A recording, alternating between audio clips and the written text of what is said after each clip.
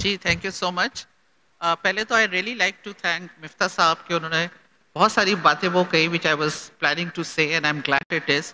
So, if you really look at devolution, which is supposed to be a kind of a, starting a new history in Pakistan, उसका जो structure है और premise है वही बड़ा problematic है, because it is based on the population. The award, the financial award, is based on the population, and I feel that when devolution happened, and of course Punjab being the most populous is receiving the highest funds and Balochistan the least.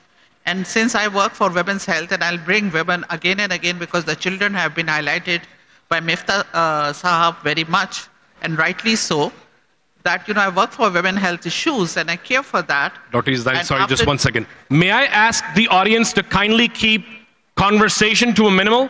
There's so much noise in the hallway that we're having a little bit of trouble understanding what the panelists might be saying. If you need to have a conversation, you need to be on a phone, kindly step outside of the hall. But if you're in the hall, kindly keep the conversation to minimal.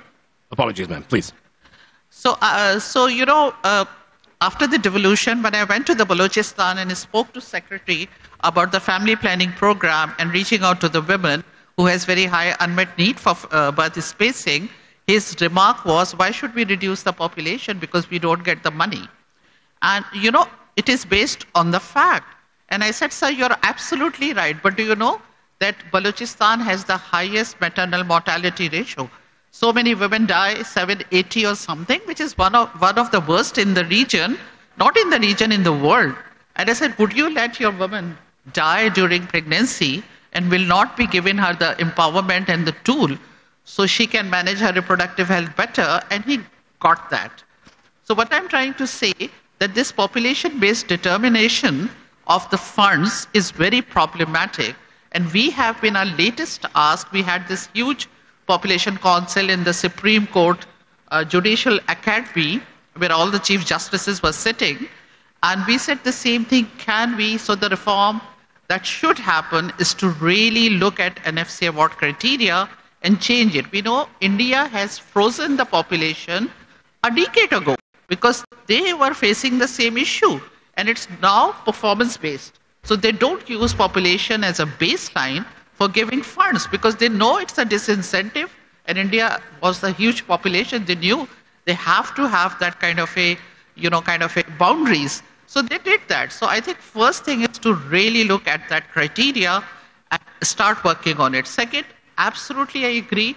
The devolution has happened from federal to provinces. It hasn't gone down until and unless we don't empower local bodies, because we have seen in early 2000, whatever number, and especially the fact that so many women were able to be part of the local government. They know the issues, they know what is happening, and they know the solutions also. We always think, gee, jaise main doctor hu, public health specialist hu, that we are the we know everything.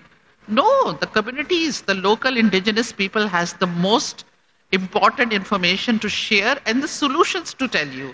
And we don't do that. We make policies in the closed rooms, in the very air-conditioned environment. So I think that until the devolution happens at that level, we will not be seeing the change that we want to see.